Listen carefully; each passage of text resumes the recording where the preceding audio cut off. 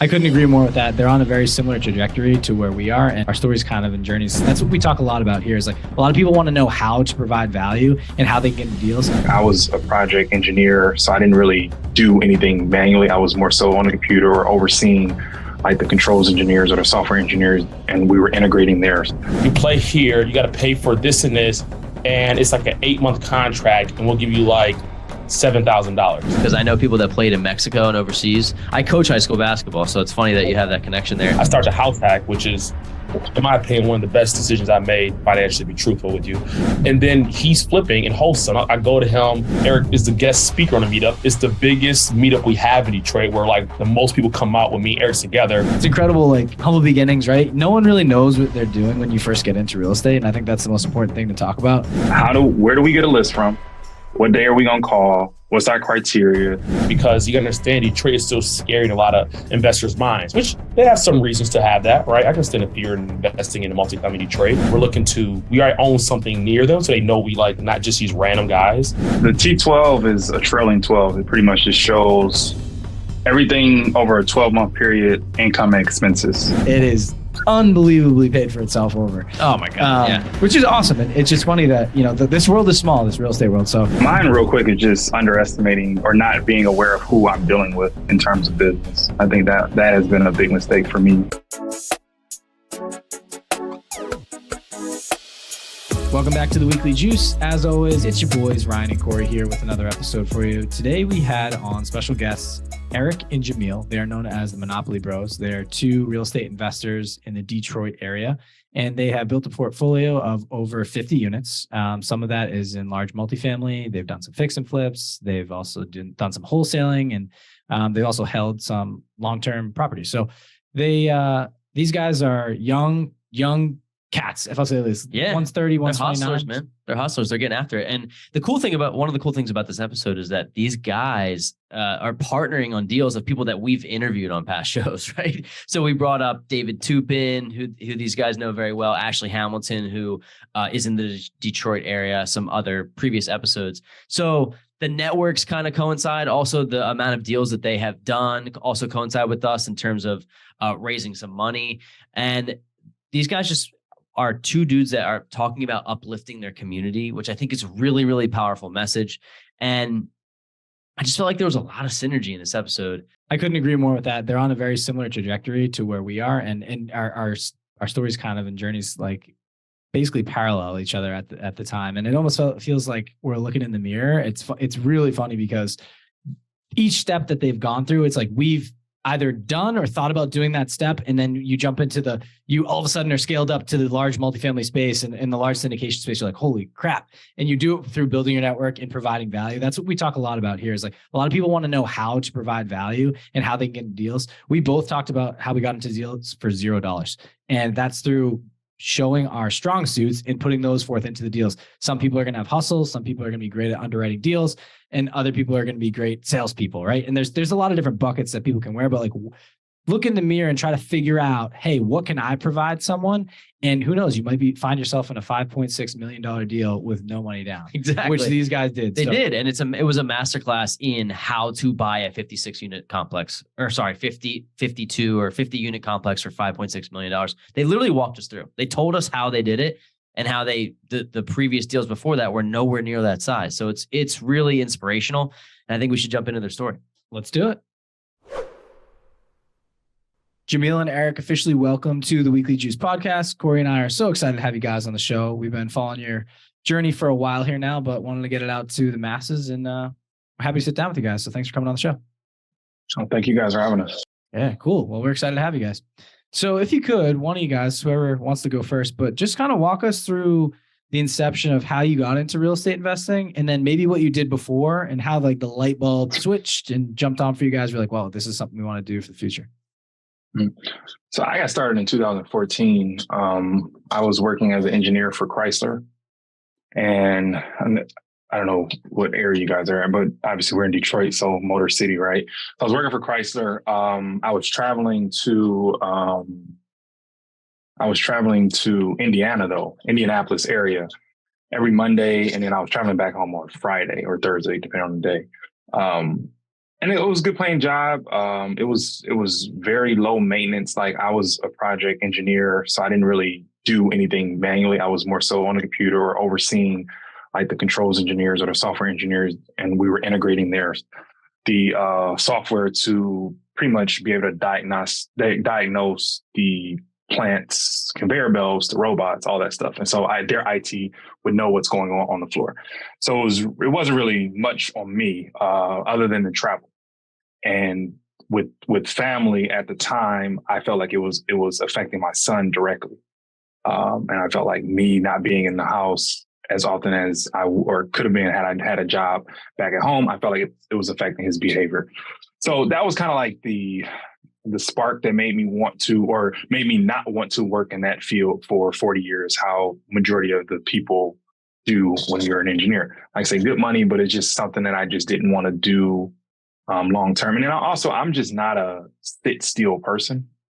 I like to move around and do certain things. So it just wasn't very attractive for me long term. So I just started researching different ways to supplement that income, which was a decent income at the time.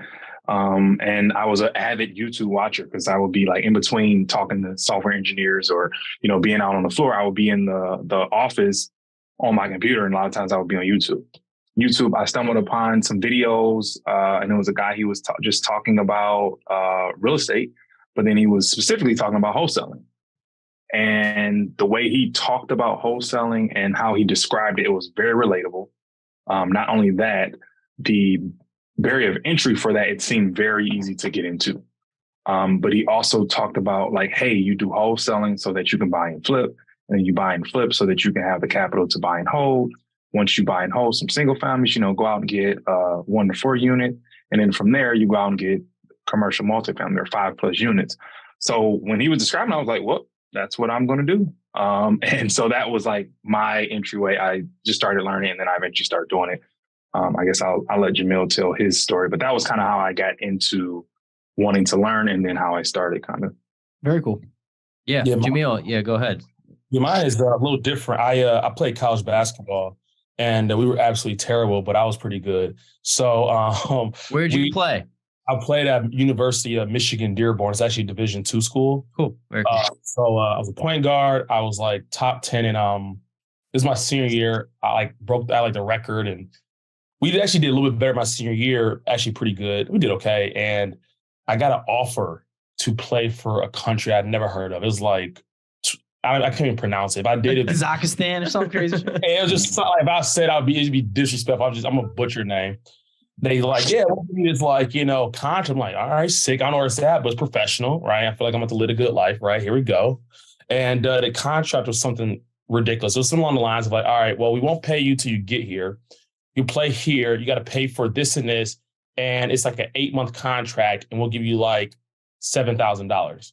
I'm like, bro, I might as well stay at Best Buy. At that time I was working. I'm like, that's the worst. I'm like, so that's what it's like. Is that what it's like to be a professional basketball player?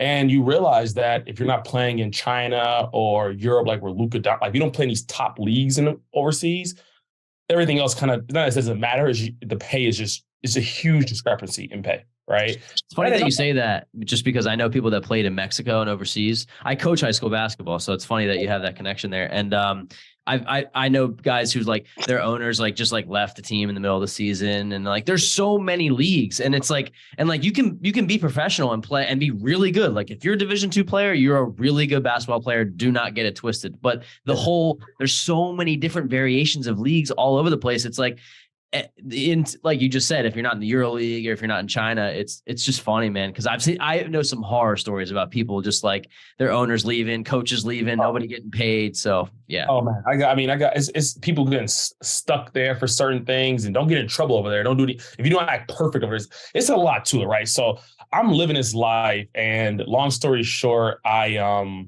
get it. I'm like, this can't be it. So it's like, and not towards the back end of the season, it was probably like my last, 8 games, something like that.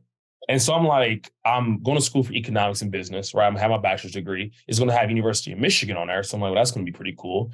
So it's going to be a Michigan degree, which should be powerful in a sense. So I'm like, awesome. But I just could not, I got hooked on kind of same guy, it's crazy, that was on YouTube. And I was like, all right, I'm going straight into real estate. So I had to do a 5th year of college to finish up. So that 5th year of college, I literally was just like studying when it comes to like learning about investing. Bigger Pockets was huge for me. It was just unbelievable for me to podcast at that time. So from there, the bug came. I'll say it was like after basketball, getting that terrible contract, and then like my 5th year of like not being a basketball player, which I've been my whole life, it made me be like, okay, well, life is about to happen. So what's next? Cool. That's awesome. I think, how does the two of your stories then connect too, right? Or did you guys grow up together? I don't think I know the full thing. Did you partner up after you each were involved in real estate for a specific amount of time, or was it kind of like you knew each other from the start? No, we definitely met after he was on his own journey. I was on mine. So like I say, I had started learning in 2014. I eventually, the next year, I bought my first rental property. And I was, doing my thing with that, just trying to figure it out on my own. And then the following like May in 2016, I was still trying to learn wholesaling. I was learning it, but I wasn't doing I was doing some of the stuff, but I wasn't doing it consistently. But I did end up buying that house, and I was rehabbing the house, and I was, doing certain things, but I still hadn't had that finished. I ended up going to a networking event. It was a free networking event, but what they did was they had you could pay to, the next day was a more intimate event, and you could pay to come to that. So went to the free event, then I went to the paid event. That's where I met Jamiel, at the paid event. So we met each other. We were, it was probably about 15 of us there. And he and I, we talked, and, you kind of get a feel for, like, okay, this person's doing this person's doing that. But then like he and I felt like we had a certain mindset and a certain synergy about ourselves where we exchanged numbers and we actually stayed in touch afterwards. Like, and I think that was the biggest thing. So we met at the networking event. We exchanged numbers. We were following each other on social media. And then he actually ended up buying a house, and he can tell that side of the story. He ended up buying a house that was like less than half a mile up the street from where I bought my house. So then we had these two things that were together. He was rehabbing his first house. I was rehabbing my first house. We were trading off of, like, what are you doing? What am I doing? He was borrowing tools from me. I was borrowing tools from him. So we were already partnering very early on. But yeah, that's how we met, though. Initially, it was at a networking event. Love that. So talk me through how the inception of the Monopoly Bros formed, right? So you guys like-minded, you sharing tools, you have 2 houses on the same block almost, or very close by. What made you decide, hey, like, we want to be able to scale this thing. We want to jump in together. I know we can kind of talk about the evolution of your portfolio here too, so whoever wants to take it. But can you talk about the meaning behind Monopoly Bros, and then like how you guys started your business, and then carry us through up into your portfolio today? Yeah, I'll do a little bit of it. So I think the part of it is really, really cool. So I bought my house from a wholesaler for like $10,000, right? Eric, you bought your house for like how much? $1,100. $1,100. So our house is like, wait, $100? $1,100. $1,100. Not much more than that. Okay. But Not much more. Yeah. Not much Do you guys know Ashley Hamilton then, out there in the Detroit area? Okay, cool. Because she's the only other person we've talked to from Detroit, and she told us about buying a house from something like $5,000. She's unbelievable. Yeah. I love her. Yeah, she's great. She's one of our best episodes for sure. Personally, my favorite episode. I mean, that's kind of disrespectful to everyone else on the show, but it's very high up there, top 5. But she's awesome. Yeah, she was at our event. She was at our most recent event. Yeah, Ashley is definitely she's about the business for sure. Yeah. Cool. I didn't mean to cut you off, but go ahead. No, Ashley's great. Yeah, we know her very well. And so we buy these properties. We're close to each other. So we start doing certain things, right? We're sharing each other's tools and such. We're learning from each other. Then we're still connecting. And then I don't know the sequence, but I know that just kind of funny story. I got fired from my job. And I got fired from my job. Obviously, I wasn't that good, to be truthful, not looking back. And I was going to be a realtor, but I just was like, my patience level is so low. I was like, I just cannot do this. So I'm going to get another job somewhere else. I already paid for the class. And I told Eric, I don't know why. I think I was just outside his house just talking. We was in Detroit just talking. And I'm like, hey, man, I'm going to give you my realtor class. If you pass it on your first time, you have it for free. If you fail, though, you owe me money. And he was like, bet. And I don't know what made me do that. You know, I think just because it was, well, so about this time, I mean, it's still in the year span, he and I have become very close. So that day we were just talking about finances and just like how life was going in general. He had just got fired.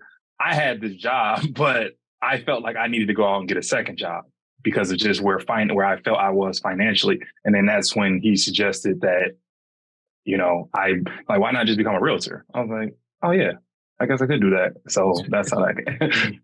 He passed on his first time. So it's like one. So that's like one thing there.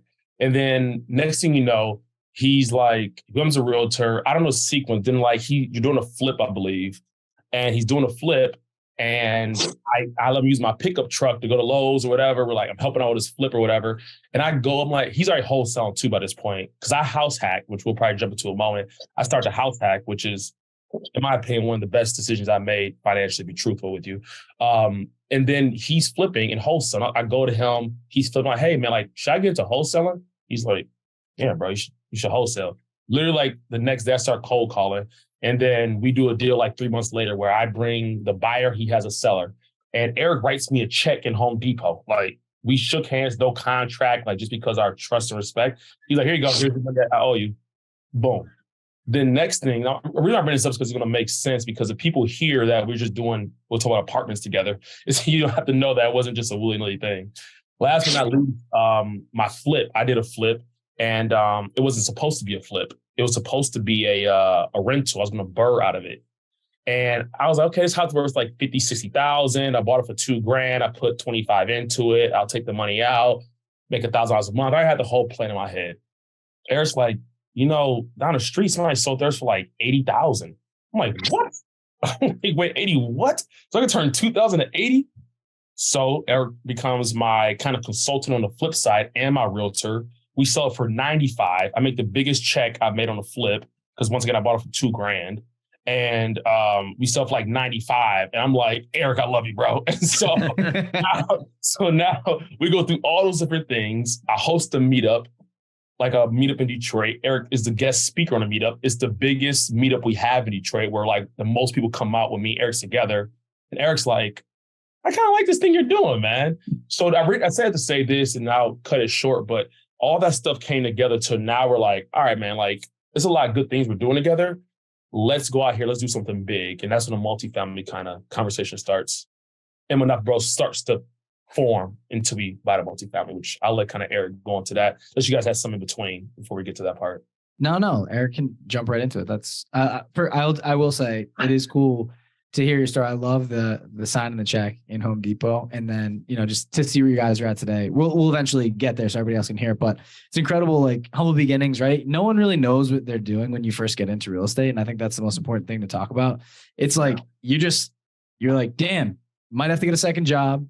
And then you got fired from your job. And you're like, dude, this sucks. Like, what do we do? And the thing I'm hearing from you guys is you're just kind of go-getters. The next day you started cold calling, right? You know what I mean? You're not like waiting, mapping out this elusive, like long drawn out plan, take 2 years to do it, which most people do. And then they never start it. Right. So it's like, no, you're just like, dude, we're in a pinch. We got to figure this out. And then you came together, realize you're like-minded, but just based on your demeanors, I can tell you both have very different roles in this partnership.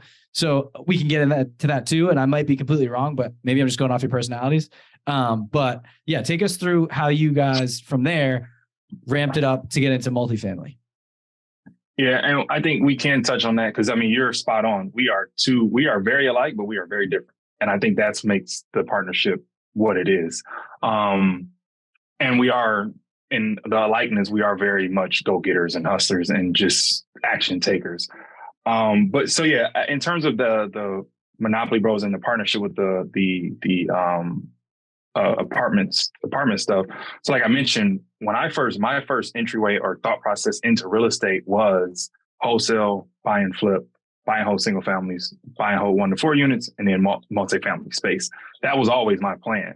Jamiel was like the only other person that I knew, because I didn't Ashley wasn't known, or a lot of the people who are doing things in Detroit now that we know about, when I jumped in it, I didn't know them. And if they were around, I didn't know them. And, it was only a few people. So when I met him, he and I had conversations about commercial stuff.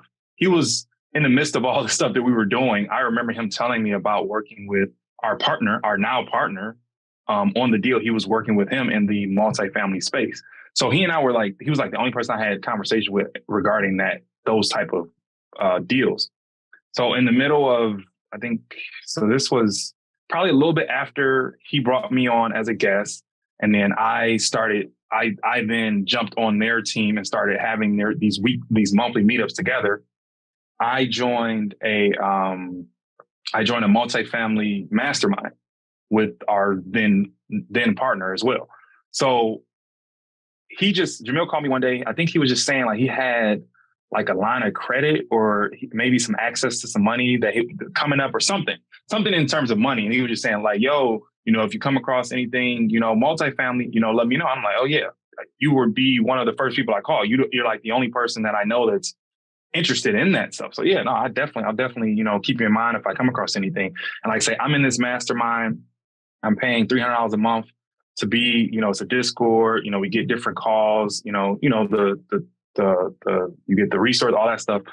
And then that's 2020. We closed last year. 21. So yeah, that's 2020. So I'm doing all this. And then they announced that they're doing a meetup in January of 2021. So, and then they say you can bring someone with you. First person I think about to go down to Texas is Jamiel. So I reach out to him and say, hey, they're doing this meetup. You want to come? So we end up going down there. And it's 100+ people, and you got people who they're not even in real estate. People are just, maybe they're entrepreneurs. They own just businesses. Some of them are heavily invested in stocks and crypto. Some of them have $1 million portfolios. So you're getting all this variance of people and relationships that you're meeting people. And he and I, we kind of did a conquer and divide type of thing, or divide and conquer type of thing. We were together, but we were kind of off on our own, talking to different people, creating our own real estate relationships. And he had actually knew some of the people that were there anyway, because he had already, like I mentioned, worked with the owner of the group, which is our now partner. So yeah, we're just moving around. We're networking. He's having conversations. Me personally, I'm having conversations with people, and particularly this one guy. His name is Justin. He's out of Tennessee.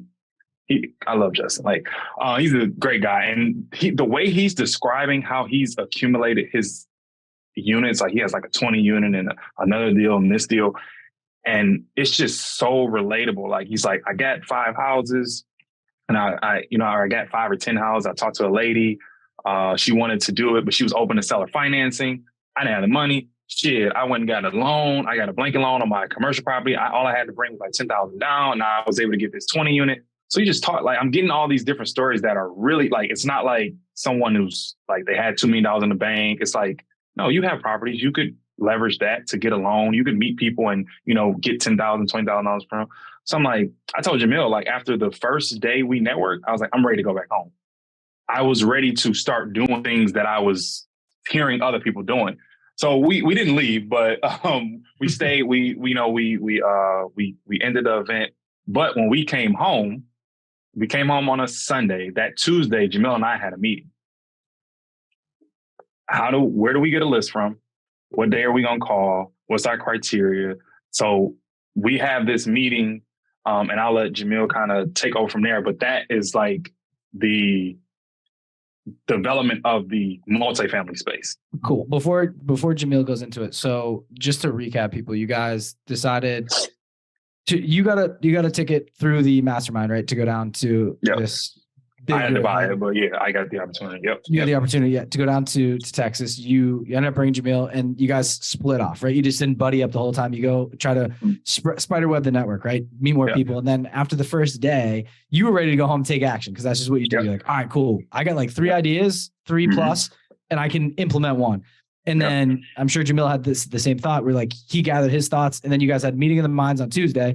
Then you're ready to hit the ground running on Wednesday, I assume here. Now, when you guys go, Jamiel, when you go into it, talk us through the nitty gritty. So like, where do you find the leads? I'm assuming this is for wholesaling, right? And you guys are going to accumulate properties this way, and either whether you're going to flip them or you're going to flip the contract. Talk to us like all the end game on what you want to do, like all the exit strategies you go through, but also if someone wants to get into this too, that's listening, they're like, okay, this is exactly how these two dudes did it. How can I do it myself? Gotcha. So I'm gonna give you the nitty gritty, but this was specifically on buying an apartment. We were like gun ho on buying an apartment. So I'm gonna give you that nitty gritty. I'm talking like I'm gonna give it to you like we're in a hookah lounge. Let's just let's get relatable here. We're in a hookah Let's go. All right. Yeah, let's have fun here. We're in a hookah lounge, right? Having some fun in there. What we doing our hookah, puffing out. And so next thing you know, we have a discussion. I'm like, Eric, man, I cold called apartments before. Anything above 80 units, man, you're going to talk to assistants. I'm like, I don't got time for that, dude. Like, we got to talk to mom and pop. So I convinced Eric to only do between 5 and 50 units because I know that's where mom and pop lay, where I could speak to the owner, right? So that's the first, I guess, like just specific thing we did. Then me and Eric had a debate on if we're going to do Detroit or non-Detroit, because you got to understand Detroit is still scary in a lot of investors' minds, which they have some reasons to have that, right? I can understand the fear in investing in a multifamily Detroit. But I knew that if we were to ever do a deal, if we were to raise the money, they will want to be outside Detroit. I just know that, right? They want to be in these Class B, Class A areas, right? So I also convinced Eric of only doing particular cities in the suburbs of Detroit and not Detroit. So we made a very strong line, like we're not doing Detroit, even though all of our properties are in Detroit for me and Eric. So that was like kind of new for Eric, and we kind of flipped that, but we'll talk about that another time. So that's the other part. So the next part is being a part of his mastermind. I'm not even sure I'm able to say it, but here we go. Being part of his mastermind, we was able to get our hands on a list from CoStar. CoStar is where you get multifamily lists from. And on that list, you get the owner, the property name, property address, the owner's name, their phone number, email address, like every information comes out. So I told our guy, like, I want 5 to 50 units in, all 20 of these cities around Detroit. And can you send it to me in Excel? They sent it to me. So now we have the Excel list. Now Saturday, we go out and we make calls. So I say we're going to call between 10 a.m. to 12 p.m. every Saturday morning. We're going to call multifamily owners. And we're going to call them, see if they're looking to sell their multifamily property. So that's kind of like the details, if that's what you mean by like. Yeah. No, that's perfect. Actually, it's fun. You don't need to give away all your secrets here, but I think this is awesome advice for people that what are you saying to these owners? I'd like to know, like, maybe how a conversation starts, or just like, even just like 2 or 3 talking points, because if I'm an owner, and I love how you specified 5 to 50 units too. Something I never even thought of, that somebody that owns 100, 150, 200 unit, like, they're not the one that's going to be answering the phone likely. So that's very, very cool that you point that out. But like, what is your approach, and what are you saying to at least point this to the next conversation where you could potentially, maybe sell? I don't know. You tell me. What was your strategy? Yeah, we'll skip a little because this is a perfect segue to how I got our 52 units. So I'll tell you how that conversation went, because I'll never forget it, because I messed up, but there's some good points in there, right? So I'm calling, right? Me and Eric were calling. Guy picks up. Hello. So first of all, he picks up. I'm already like, oh, okay, here we go, right? I'm like, let's get this thing going. So I go my normal script. This is how it goes. Hey, this is Jamiel. Whatever the guy's name was, I forgot his name now. Hey, this is Jamiel. I know this call is out the blue. I know I caught you in a bad time, but if you have a man, I have a quick question for you. He said, yeah, go ahead. I'm like, awesome. So listen, our partners will actually doing a 1031 exchange. We own property close to this area, and we're actually looking to buy another multifamily similar to the one we already have. So just want to know if you even be consider an offer, or would you be open to selling? Boom. That's like kind of like my script at that moment, right? Great. I didn't own the property, but I knew my partners. Well, I didn't even know it, but once again, just leveraging my network, I'm like, I know they have money from a syndication. They have the money. I knew they want these kind of properties. So I said, my partner, hey, we're looking to, we already own something near them. So they know we like not just these random guys. We own something near where you own it at, and let's see if you consider an offer. He's like, all right, cool. I'm like, what the okay. Shit. I'm like, all right, usually people don't make it past that, right? So I'm like, all right, here we go. Sweet. So I'm like, yeah. So I get Eric. First, I'm franticing. So I wave Eric down like this crazy like handshake, like, bro, listen, I think I got something online. That kind of like frantic wave. And I'm like, awesome. So I go into my normal thing, like, just basic stuff, like, is it occupied? Is it fully occupied? Any major repairs has been done? Just taking some notes, just some basic like 3 to 5 questions. And then I hit him with the main point that I knew I need to get, which is 2 most important things you need: the T12, and the second thing is rent roll. because I knew that he's serious. He'll send me that. We learned this in the mastermind. They said somebody wants to sell you like their property. If they send you a T12 and a rent roll, they're serious. So I asked him, can you send that to me via email? He said, sure, no problem. And you also need that to do underwriting. So I needed that to see if he was serious, but also we need that to do some underwriting. And then that's when he sent that over, I was like, beautiful. I think this guy's serious. And then that's when the fun begins. Cool. How did you have any training or anything in terms of like how to speak to people on the phone? That's a skill. Like that sales is a true skill. Was it just from your previous experience in like the wholesaling and real estate field, or like did you take any course or was it natural? Is it something that you guys are just like good at? It's not natural. I had to learn. I had to learn. I had jobs in it. So that's why I took the time, like get a sales job. Like don't underestimate a sales job. I work in an industry where we do calls like that. I was a banker, mortgage banker. So we did calls like that. Two, so that's one. Two is that I did it before with apartment owners. So I did it before and I did it for like 6 months learning. That's why I had that experience of like, let's not call nobody 80 plus units because it's hard to get to a system. Because I did this before for free, might I ask you, with the guy that owns apartments, because I knew if I was able to call somebody, he'll give me equity in a deal if I got somebody on the line. So I did this free. So this is experience from probably 2018 up to 2 years of experience just doing it.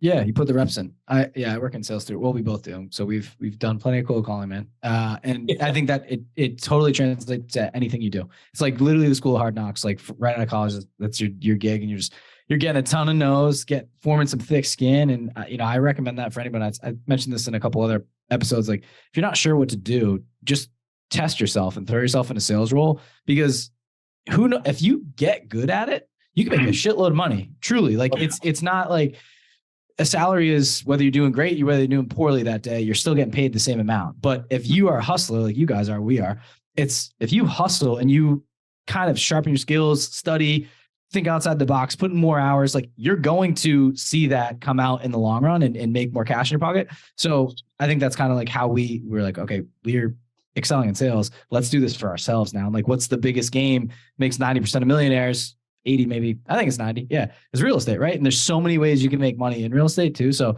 it's cool to hear your guys' story. I do, before we dive all the way into this multifamily deal, two things you mentioned a T12 and rent roll. We know what they are, but some people don't. And they're just like, that's very in the weeds of like, hey, like if they're going to send you this, they're likely buyers. Can you tell us, just break down what those two things are, just in case people are curious? Eric, you want to go ahead and jump in on real quick? Yeah. So the T12 is a trailing 12. It pretty much just shows everything over a 12-month period, income and expenses. So it's literally everything that it's basically like a profit loss document. It'll show, how much money you're getting in rents, how much, if you have a mortgage on a property, how much you're paying in mortgage, how much you're paying taxes, insurance. If you got a washing machine in the unit, how much the washing machines are making in terms of income, how much utilities like garbage, everything from income and expenses is on this T12. And then the rent roll is pretty much a list of, so like in our case, the 52 units, it'll have, if it's only single leases, it'll have 52 names identifying which unit they stay in, the like if it's a 2-bedroom or if it's a 3-bedroom, how much money they're paying per month, what their security deposit is when they moved in. That's what the rent roll will say. And it also should have, their actual rent payments as well. Very cool. So I know you guys were making all these cold calls, but for me, if I'm on the other end of this listening to the episode, I'm thinking like, well, how the heck did you guys know it was a good deal, right? Like anyone could say, hey, like I'm down to sell my property to you, but how did you guys go through and kind of underwrite the deal? Maybe this was off the rip when you were getting your list, right? Maybe put certain criteria in before you got the list. So I'm just curious of like how that all came to be and maybe like what roles you each play in the grand scheme of this thing. I'll pass it, Eric. But we didn't know it was a good deal. I'll let Eric explain how we figured it was a good deal, because it goes into the after we got the information, and then I'll kind of let Eric go into it because we didn't know. I'll leave it at that until some things happen. So Eric, I'll let you jump in and explain the strategy behind how we got the partners and we figured out it was a good deal. So I think for multifamily, and I think if you're doing any type of thing, you do need to do some type of research and to have a good base of real estate knowledge. A lot of that did come from, or a lot of our knowledge has come from, and that's one of the reasons why we started the brand, is because we felt like we started at base level which is wholesaling. And then we built our skill set up to be able to then move and transition into multifamily. So I think some of that does help to identify, like, because when you're wholesaling, you have to identify the deal so that you can lock it up for the right price and then be able to provide value to and present that to a buyer. So you got to know, one of the key skill sets is knowing how to identify a deal. With this particular deal, we didn't know it was truly a deal. But what we did know was once we saw the rent roll, the rents were severely under market value. So we don't know it's a deal, but based on our knowledge, we do know if they're renting these properties units out for $850 in a Class A neighborhood, and we can get $850 in the city of Detroit, they're probably under renting. And it's probably an opportunity to do what is known as a value add strategy, which that's something we also learned in the multifamily mastermind, just like, different strategies on buying and acquiring these properties. So from that point of view, we felt like it was, a decent deal. We didn't know for sure until after we got the T12 and the rent roll, we did some underwriting ourselves. Now, mind you, we only know what we've learned in these past couple months in the mastermind. So we're by far not experts, but we're going through things. And then we're looking at things like cap rates and ROI and IRR. And we're getting a general basis. Like, in the midst of like analyzing this deal, I reach out to an investor, and he's in another suburb that's close to the one where the apartment building is. And I'm asking him, like, hey, what is a good cap rate? And he's saying, well, where I'm at in Oak Park, which is like, it's a suburb of Detroit, but it's not Royal Oak where our building is. I would be happy with like a 6%, 6% cap rate. So, like, cool. And he's like, a lot of people, if you get that in Detroit, like an 8% or 7.5 in Detroit, you're doing well. So we got a basis, right? So as we're going through the numbers, we're looking at different things we have. And the reason why we asked for the T12 and the rent roll is so that we can underwrite it. So that you can look at, how much a property is making, what's the debt service, all this other stuff. So after we get, we're analyzing all these numbers, and we come out, the cap rate is like a 7.5. That's us doing the math. As is right now, 7.5. So that's when a light bulb kind of goes off for us. This guy said if he got a 6 in a Class B neighborhood, he would be good. He's also told us that if you get a 7.5 in Detroit, which is a Class C, D neighborhood, some people want that too. If we're in Class A neighborhood and we're seeing 7.5% cap rate, it might be a good deal. So it's a little bit of assumption. And then also, us reaching out to different people and learn. It's also our own knowledge that's helping us formulate these decisions, but we're still not set. So what I did was I went to, it's a Discord chat. I went in the group, because, we bounce the benefit of the group is you can reach out to people, get help, get assistance, that type of thing, and we underwrite deals together. So I just put in the chat like, hey, if anyone's interested, I would love for you to help, underwrite this deal. And I put the city. Now I put the city specifically for a reason. The owner of this multifamily group, like Jamiel had worked with him prior. I had met him prior, but I know he invests in the city that this building is in, and also the surrounding areas.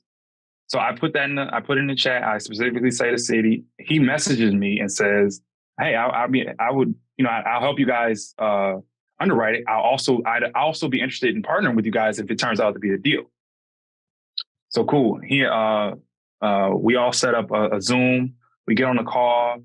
He underwrites it. We give him all the information. He's just going through everything, and like every 15 minutes, he's like, "Man, this is sweet, dude. This is an awesome deal. This is great."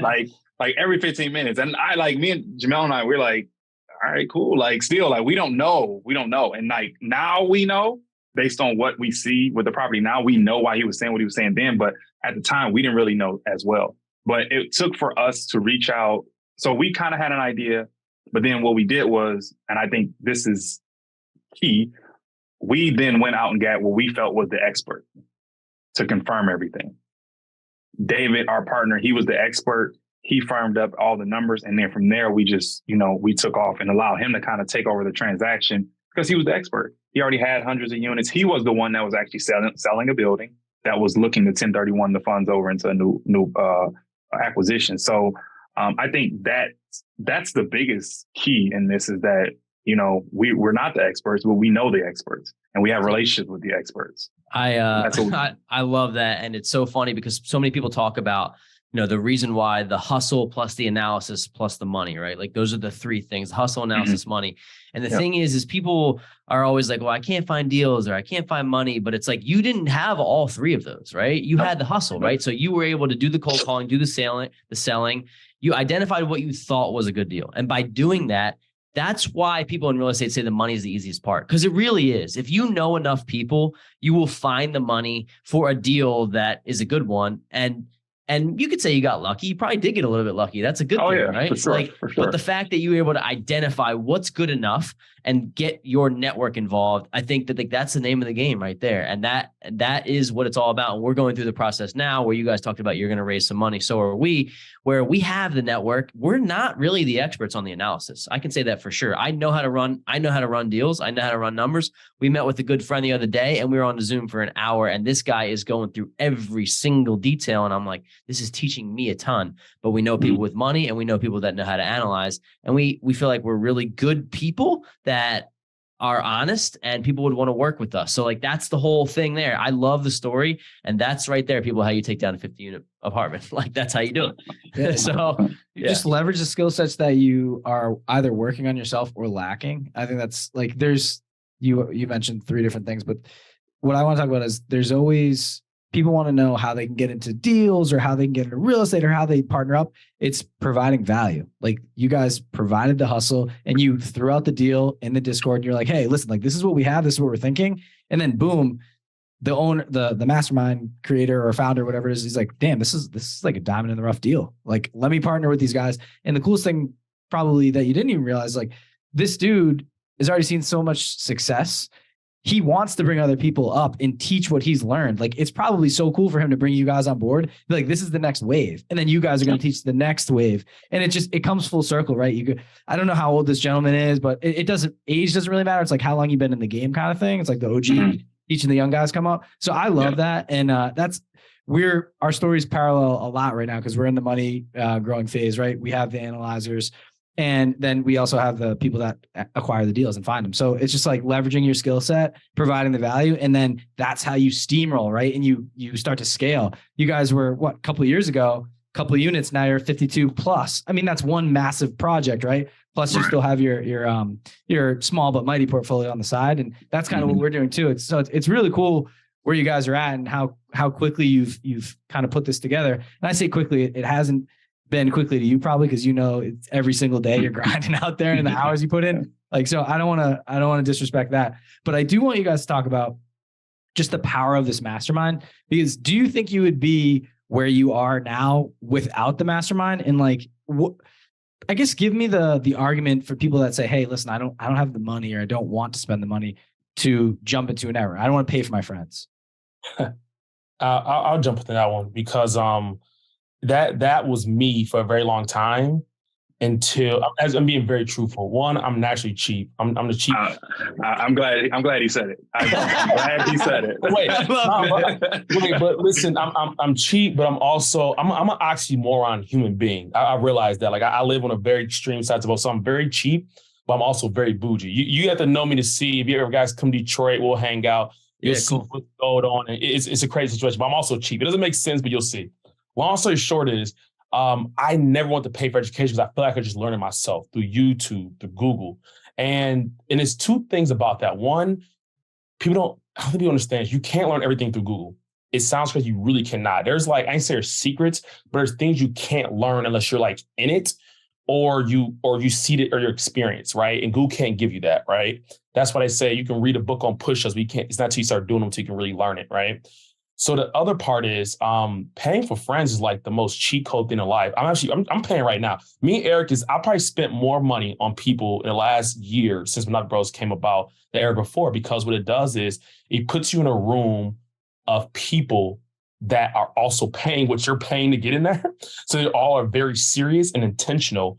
And then a lot of times they have the same mindset as you as networking and partnering. So I think if we did not get in this, do I think we'll have a multifamily at some point? Yeah, I think so, maybe down the line, but nowhere near this fast. I think it's unreasonable to say that we could have raised $5.6 million and don't have no experience raise enough money to put a down payment for $5.6 million at, only having, single families and duplexes in our portfolio. I think that's not realistic at that time. It could have been done, but it's been very hard. But now we have the experience of having the 52 unit. So now it's going to be much easier to raise money in the future because we have tons of experience by being asset managers with this. So it all comes from this group. We got our lawyers and SEC attorneys from this group. We got contractors from this group. We got contracts from this group. We got probably one of the best underwriting softwares from this group. And that's all because Eric paid that $300 a month, which is expensive, right? To be a part of his mastermind. But we are ready, we're locked and loaded and ready to go because of this mastermind. Absolutely. And that's, I kind of thought you were going to say that. So it's awesome to see this $300 a month just pay itself tenfold. I mean, it's going to pay itself 100 times over just based on your network, right? Can you talk about the money raising portion? So how much did you guys end up having to raise? And did you do that through the Discord, or how were you bringing people in to like get them confident in the deal? And there's marketing to that, right? You not only have to sell yourself, but sell that it's a good deal and have confidence that you're going to be able to pull it off. Yeah, well, the beauty of it is that we didn't have to raise any money. So to go back to your question in terms of, could we have done this deal without the mastermind? I mean, yeah, we could have. Honestly, we could have. It would have been because it was such a good deal, but it would have been a lot harder. And who knows what would have happened in the time period of, just due diligence and just closing everything. Because not only do we have to, we end up buying it for 5.6, but you got to get a loan for that amount. I wasn't in a position to get a $5.6 million loan, even at 80%, whatever. I don't think Jamiel was. So, yeah. So, I don't know. He's been saving, man. I heard his cash.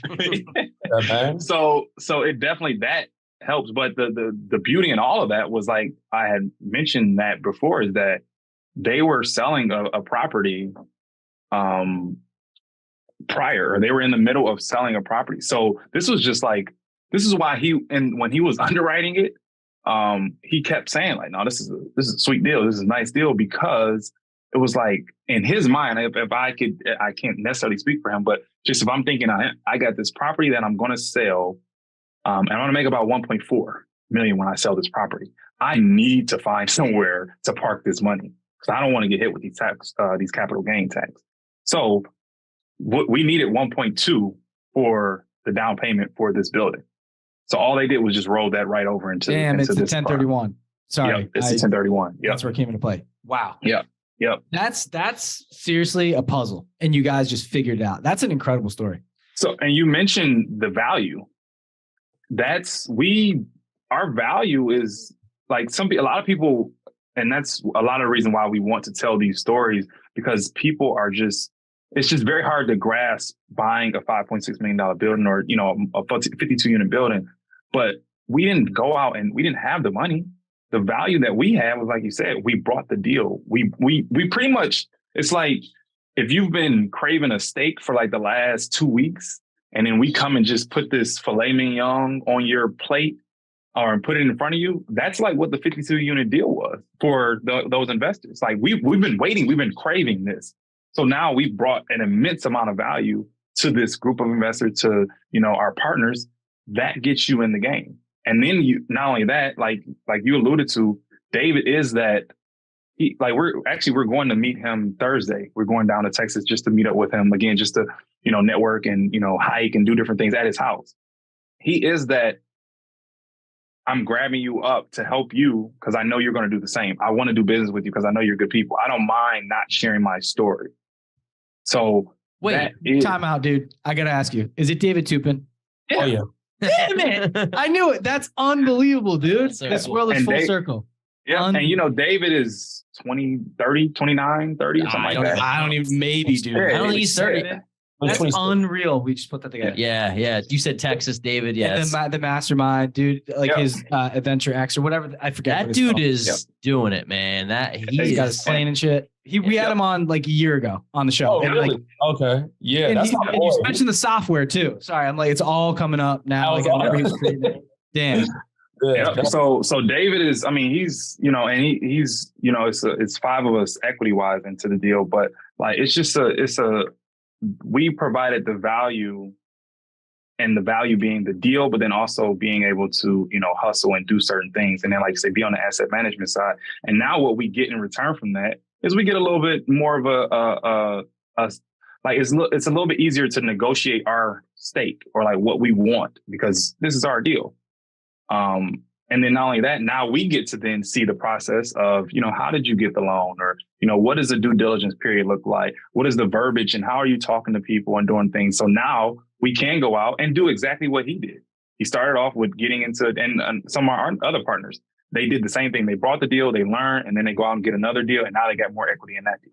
Then they go out and get another deal and they got more capital. Now they got even more deal. Now they're just 50-50, you know, and now, or, you know, so that's our goal. That's our goal. So I'm curious, and you know, you don't have to go to exact numbers, but a couple things, because I think it's cool to frame what a 52 unit property, 5.6 million, like what that brings in, and then also how you negotiated your stake in the property by bringing him the deal. Like, I'm sure it can vary depending upon that's the best part about real estate. It's all creativity, right? There's no blueprint. So like Infinite, exactly. So like, what did you feel like the value of bringing that to him was worth? What percentage of the property do you own? And like, what type of cash flow does that thing make? It doesn't have to be make to you. Just like, what does it make? And how did you don't have to go into detail. Just ballpark us numbers. Because there's a lot of people that would, like, for us, we know what we would want on a certain return, right? Like if we raised X amount of money and like, so just ballpark us. So if someone wants to get into a similar type deal, they can know like, hey, you maybe get X amount of cash flow.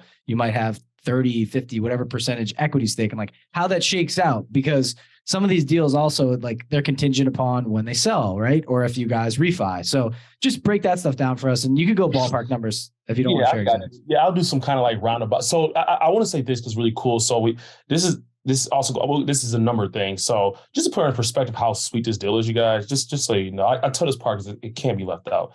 We bought it for $5.6 million, right? We got the appraisal done. Now, appraisal is prior than buying, as you guys know. Let me know if I'm wrong, Eric. The appraisal came back. This is before we bought it. We don't even own the property yet. Came back at $7.2 million. So if you imagine this is why Dave is licking his chops. He's like, man, this is screaming. We even started the value add yet, and we're already 1.6 million more in value just by purchasing the property, right? So that alone, that's a number thing there. Also, the connections we got. His lender is, we're getting a better rate because of refinancing out of his old one. So we're making more money. I'll let Eric kind of go into how much, like maybe kind of close to like a gross rent roundabout, but I can't remember our exact split, but I know the cool thing about our deal is that we negotiated an asset management fee, which was, I don't know if Eric bought it to me, if I brought it to him, or maybe I just heard about it in the podcast. So now we got like, I think it's like, we got different things. So we own equity in the property, right? I forgot the exact number. We own equity in the property. Then we have equity for sale. So we get part of the sale, right? And then we get reoccurring income from being an asset manager, because me and Eric, we took on the part of a lot of exterior stuff, getting new asphalt for the parking lots, trees, landscaping, painting the buildings because they're ugly. We have to paint them and make them look nice, and signage and grass and roof and a lot of big exterior stuff, brickwork and just woodwork. And there's a lot of stuff. So we took that on the whole thing. So that was like, we're asset managers get paid out through the rent as well. So we got like multiple different ways we make money on this, because Dave is just a great partner. To be truth be told, most people would never probably get that with a lot of partners, because that's just not their mentality. They don't want to see everybody win. Whereas David was like, hey, no, we'll give you this. equity plus this, plus asset management fee, plus if you sell, you get this. And so that was kind of how our breakdown was as far as like different revenues and making money through there. And Eric, how gross, how much is it? I think, does it, if you want to just put it up, I forgot, like a roundabout. In April it was around 70 grand. Wow. Gross.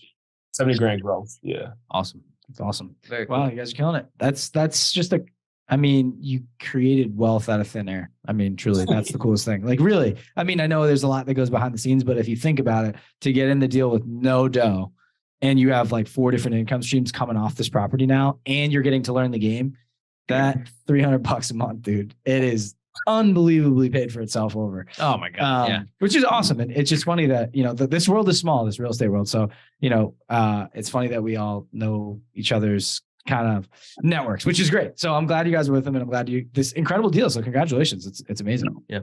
Thank you. Cool. So, we last 2 segments of the show, we kind of get to know you a little more personally. I thank you for all the breakdowns. This is awesome. I think you just literally told people how to buy a 52-unit apartment complex. Like, that was we focus on that in the show. And I think that anybody listening would be like, this is how you can do it. These guys did it. So, but we're going to go to the core 4, which is, same 4 questions we ask all our guests, just to get to know you a little bit more. Maybe you could each answer. If you just want to throw one answer, that's totally cool. So what is your favorite real estate book, if you did read real estate books, real estate or business book, that you felt took you to the next level during your process? Business book, I'm going to go with The Go Giver. That's kind of a business book. I'll go with The Go Giver for business book. Real estate book, I read all the ones, but I think the one that just was for me the best was The Go Giver, because when you have that, once again, you learn about giving value. It changes everything for you. So that's a business book that I just recommend, The Go Giver. Cool. All right. Second question is, what has been your biggest mistake that you've made on your investing journey, and how have you learned from it?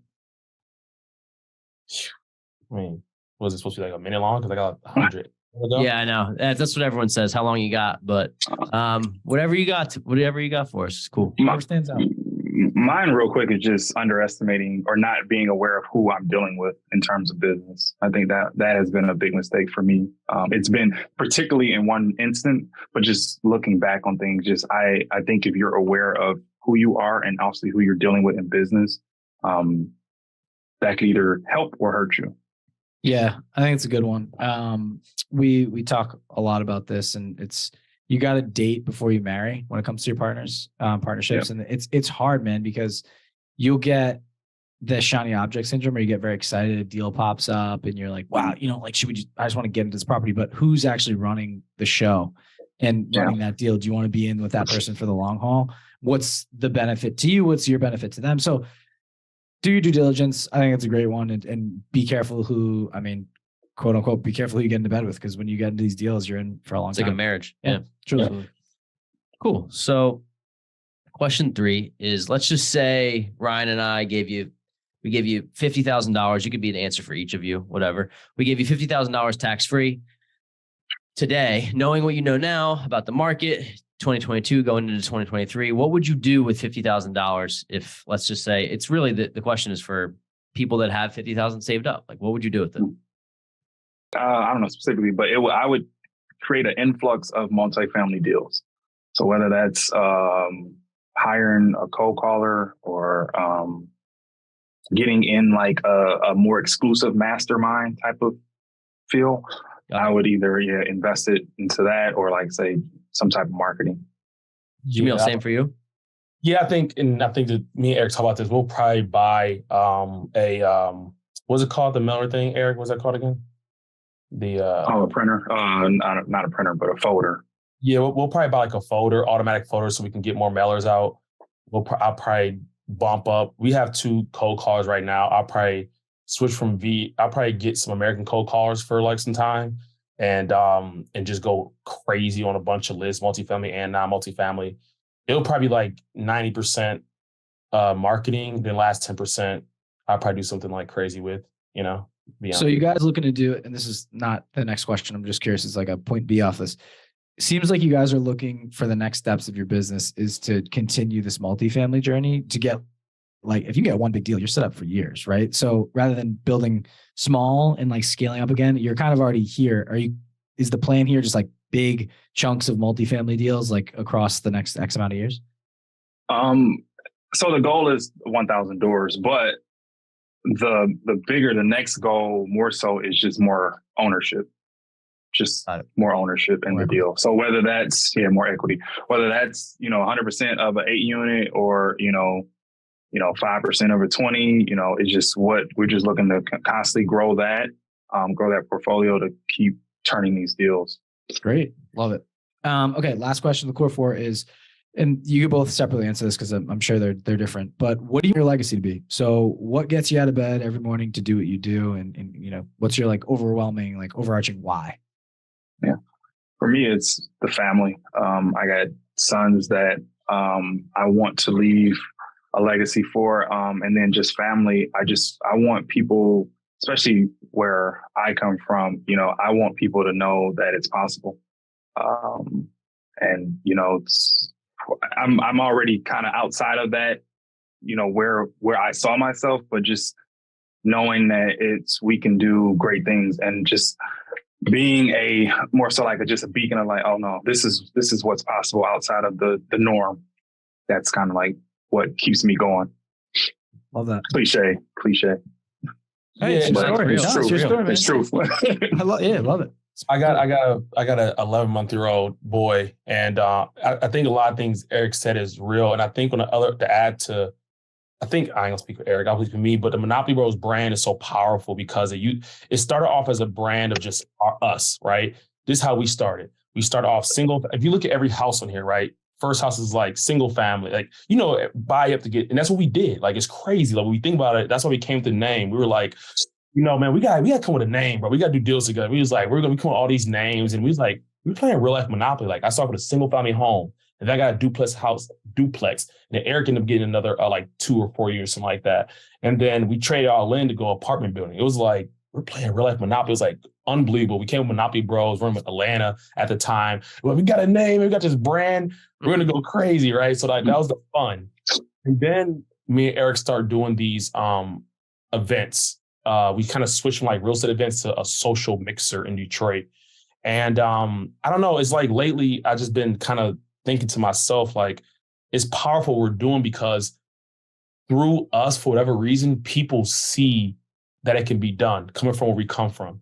People like are genuinely like excited for what we're doing because they now see somebody that's similar to them and they believe they can do it. So now we share these stories, and it's always for my family. It's always for building legacy and wealth and different things like that. But it's like how Eric says, like, man, we're at least within Detroit as of now, right? We're building our brands to the point where belief is forming in our neighborhoods and in our cities and in Detroit. And that's sometimes I don't know. I think because our last mixer kind of had me thinking, like, man, if we stay going our path, man, we can bring so many more people with us. And I think that's powerful, especially when, if you knew our backgrounds, I think it's powerful for people to see because we didn't have that. We don't know anybody, as Eric said. We didn't know Ashley or nobody prior. So a lot of these people still don't. So we're the light for them. What do they say? That belief can change your world. Like just the fact that you're doing it, and to be able to bring other people along with you, maybe who are from worse off situations than you or similar situations than you or whatever situation they come from, to see other people do it. It's just like, it is that, like, if these guys can do it, then maybe you're guiding somebody else to do it too. That's happened for us too. Like, and it comes on, I mean, it's all different. It'll hit you differently, right? Depending on like your different circumstances. But like, you see someone, for us, we're like, well, that guy's not smarter than me, and he did it. How the hell did he do it? Like, all right, like, damn, like I have way more in my toolbox that I can use. Like some people, like I may have grown up a little bit easier than someone else, and I'm like, I have no excuse. Like like, what's my fucking excuse? None. So it's interesting that you hear stories like, how admirable is that story about you guys, like just uplifting your whole community, like unbelievable. So, and then one person listens to you want a podcast episode, sees your Instagram, and like, dude, I can do this shit. And then how cool is that for someone to reach out to you and tell that like how much you've impacted their life and like changed their whole grasp of the universe and what they think about how the world works. It's just incredible. I'm only saying that from experience. We've had some DMs and things, and clearly you guys have had too, and maybe even in person at these events. It's mind blowing. You're like, wow, like what we're doing has impact and it's changing people's lives. And it's just us kind of doing our thing, but no one would know unless you put it out there. Right. So it's a hard thing to put into words, but it's an amazing feeling. So that's definitely part of our whys too. 100%. Really cool. So thanks for sharing that. And we made to the last drop. And the last drop is knowing what you know now. Let's say you go back to, you guys didn't say how old you were, but my guess is you're in your 30s or so, right? So like if you could go back to, yeah. Okay. I am Jamiel. Yeah, he's a little 29. Give me my like last 8 months, man. Like, come on, let me feel good about that. Oh yeah, I will let you have the rest of 29. Believe me, Rye's gonna be 32 this month. I just turned 31. It's crazy. It's you love telling people you're older. He's older. It's I'm always gonna tell people that. But it's just like we started the podcast. We're like, oh, guys in our late 20s, and it's like, dang, we're like literally not those guys anymore. It keeps going, right? Everything hurts, man. What's your thing? Dang, man. Yeah. So, but knowing what you know now, let's say you could talk to your 18-year-old self. Like, what advice would you give maybe a young Jamiel or a young Eric? Yeah, I would definitely not just chase money, because that's what I was doing at 18. I was just chasing money. I could have probably saved myself some time, some money, some mistakes, some headaches, had I focused on like what really, really made me happy or what I really wanted to do and just really sat and thought, what I felt like I wanted to do. And then I would have just got out of my comfort zone a lot quicker. Like I probably would have moved away or maybe still went to college, but went to college out of state to really get into a different environment to start growing. Cause I think that's like one of the biggest things for me is that 2017 was when I really started getting out of my environment and then just really started experiencing life from a different perspective. Like you say, that access, that belief just started changing once I started getting out of the comforts of my neighborhood. Yeah, it's interesting. That's a good answer. And I say that because it's so interesting. You really do tend to kind of like subliminally adapt to the people around you and like you start becoming like who they are. I just think, for example, like growing up, go after school, going to play sports or going to play video games. And then like, maybe two guys don't go to college. You're like, maybe I don't want to go to college. You hang with that pack. Like you can very easily just become part of a certain like clique or grouping. And it's very interesting where once I started giving up certain things and putting myself in rooms with other people that like, for example, with Corey, we both wanted a different life. And you're like, okay, this can happen, but will it actually happen? And it doesn't unless you surround yourself with those people to like elevate you to their level. I'm hoping I'm making sense of that, but it's more so you can get stuck in the rut if you don't put yourself in those rooms. Right. And then to see what's out there, A, but then B, it's like, force yourself to stay in those rooms and what value can you provide? So I think that's an awesome answer. It's for me, I've moved, like I moved for high school, I moved for college, and I was always putting myself around other people, not on purpose, truly, it just kind of happened. And I can relate back and look back now and like, well, I've had so many different experiences with so many different types of people that I just like, I can walk into a room and feel like I can talk to anyone. Right. And then you go to sales, like kind of fell into that, but now I can talk to a wall. And so it's just all these things you develop along the way. If you stay in that one same neighborhood, talking to the same people, doing the same things every day, you don't experience that and you don't know what's possible and what's out there. So I appreciate you bringing that up. It's kind of nice to reflect back, and a lot of people have the same story. So yeah, I think my quick one is because we talked to a couple guys and I was like, that's genius. I would have been intentional on my internships in college.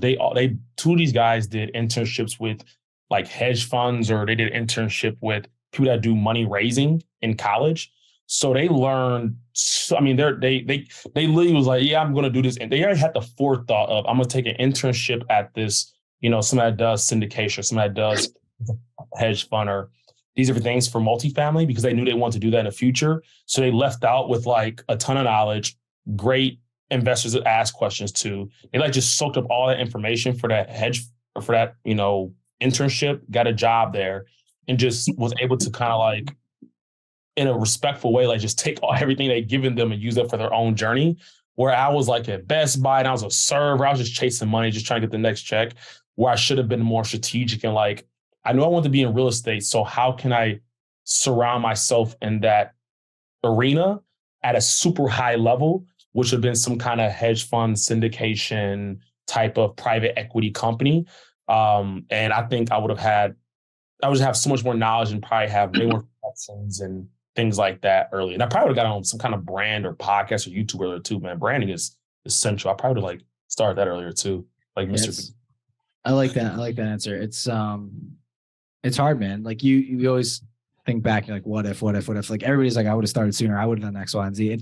It's funny we ask the question so that way people, the younger folk, right, can like, okay, cool. I'm going to not do this because these guys said that I shouldn't do this. And if they could go back, this is what they would do differently. But, I think about it all the time, and chasing money is interesting. That's an interesting topic because a lot of people, you get into your salary becomes very comfortable at some point. You get fat, dumb, and lazy just from having a 6-figure salary where you're not doing that much, but you stay there, right? You'll stay there forever. Whereas like you could be making 10x if you gave that up, depending on, how much work you put in and study. So it's just an interesting topic of conversation.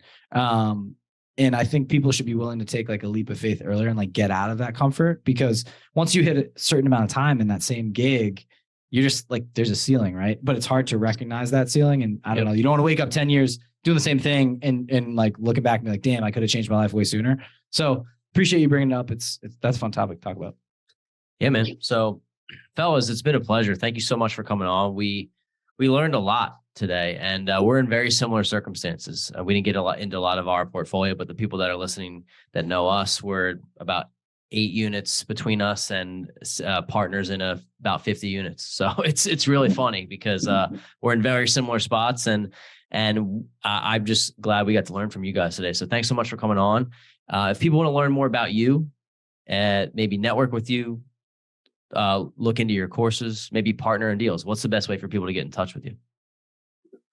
Yeah, I mean, honestly, right now we kind of have a lot of different things, right? But Instagram is always going to be our like go-to.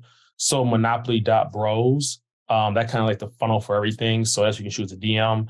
We have our own free Discord right now where you can hop in our free Discord, as well as like other things. It's like going out to our contact at monopolybros.com. But our Discord, Instagram, and email, contact at monopolybros.com.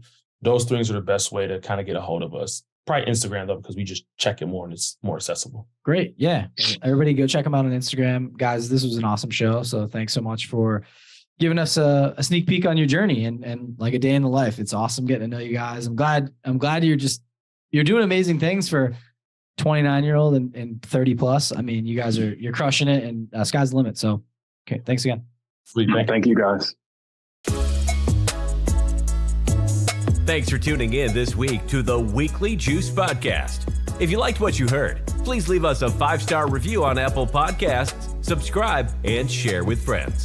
The more ratings we get, the more ears we'll get on our show, and in turn, we'll be able to provide you with more high-quality guests. You can also find us on Instagram at Weekly Juice Pod, where we post daily tips and tricks and document our own journey towards financial freedom.